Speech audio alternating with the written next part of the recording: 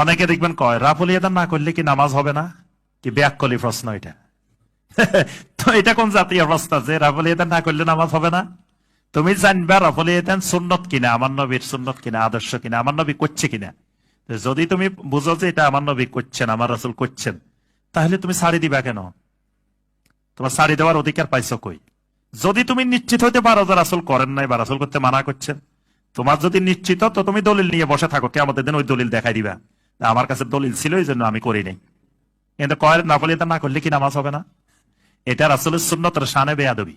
ইমাম আহমদ বিন হাম্বল রাহিমাহুল্লাহ বলেছেন, কেউ ইচ্ছাকৃতভাবে সুন্নত যদি ছেড়ে দেয়, এই ব্যক্তির সাক্ষ্য আদালতে গ্রহণযোগ্য হবে না।